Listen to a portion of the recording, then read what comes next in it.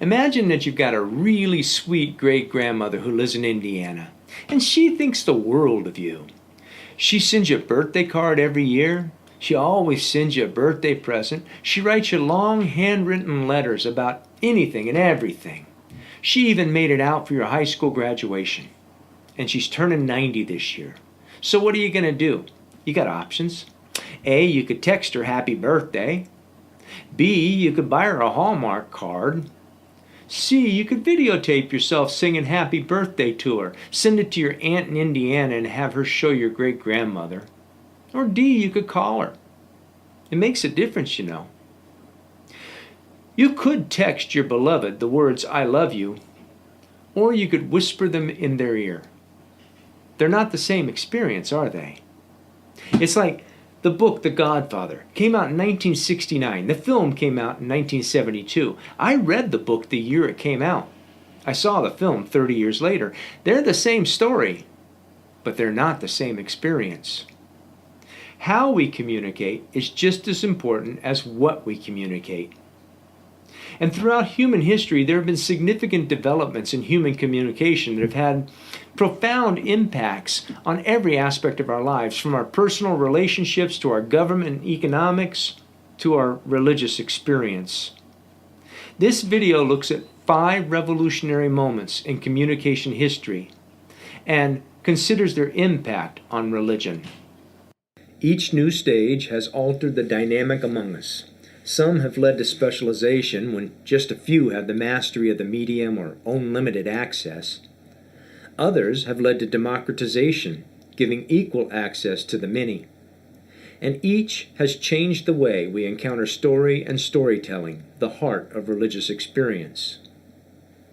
Remember, we Homo sapiens have a rather long history, 200,000 years or more. Oh, and just when you were getting used to CE and BCE, I threw a new one at you. BP stands for before the present. So 2000 BCE is 4000 BP. Does that make sense? People who study linguistics have developed an approach to something like studying DNA, but the DNA of language. And that's a metaphor, of course. But following language evidence backward, it looks like human speech is about 50,000 years old. And that means that for 150,000 years, we didn't talk. That might seem far-fetched, but our close cousins, chimps and bonobos, still don't speak, and they have societies and raise their babies and do just fine. That's because much of our communication happens by gesture, facial expression, and tone. Imagine a with a smirk when you tell your parents you never drink, and you see how it still works well. But speech did happen. Big names like Steven Pinker and Noam Chomsky disagree about the specifics, so I'm not stepping into that. But I imagine it developed slowly. I think maybe mama was the first spoken word, when a mother holding a 9-month-old heard ma, ma, ma, ma, and pointed at herself, nodding, and said, mama. Before that, imagine religious experience. We could point at things and make lots of grunts and facial expressions, but if Benny saw the most stunning cloud formation and sunlight in the afternoon and had a deeply spiritual experience, how was he going to communicate that around the campfire that night? Spiritual experiences don't lend themselves to grunts and facial expressions. That makes religion, if it happened at all, a completely private affair. But once speech happened, Benny could say something about it, and Jacinta could say, "Me too," and a shared religious moment can start to make religion. This is also the start of abstraction. People could begin to think and share about things that can't be pointed at, as in the question, how? The how of nature quickly became what we call the spiritual realm. And wait, they have names now too. That could only happen with speech. This, of course, is also the beginning of storytelling. The next big development came around 5,000 years ago. Actually, we can date it a little bit earlier, to 3200 BCE. That's when this little tablet was made in Sumeria. I stood in front of this a couple of years ago at the British Museum. Nobody else in the museum seemed to notice. It's only 3 inches by 3 inches, but it's hugely important. It is, as far as we know, the earliest thing ever written. It's the rations for beer. History's funny, isn't it? Writing is good as long as someone knows how to read it. Now people don't have to be face to face in order to communicate. I could put something on a clay tablet, send it by runner, and you could know what I wanted to say. But reading and writing was a very difficult thing to learn then. Only 5 to 10% of the population had the time to do that. And that meant that if Benny found that tablet, he probably had to take it to a scribe to find out what it says. That makes scribes awfully important. Note that scribes were at the center of royal politics and the temples. That brings us to another point. Now, people began to write the sacred stories down, and that changes the story from a living thing between a teller and a listener into an object to be studied. It also freezes the story in time. Now someone can say, "You're telling it wrong. The tablet says..." The history of religion from at least as far back as 2000 BCE up to the 800 CE was a story of hierarchy. Priests in Egyptian, Babylonian, Greek, Roman, and Hindu temples all held the power of writing. That changed with the development of the printing press and paper cheap enough to make a lot of copies. Both printing and paper were invented in China, and by the 600 CE, Mahayana Buddhism had fully embraced it. Not surprisingly, Mahayana was a people's Buddhism, a Buddhism for everyone. Islam encountered Chinese printing and paper as it expanded in the 700s, and Baghdad's House of Wisdom exploded on the scene. It was scholarship for anyone from anywhere.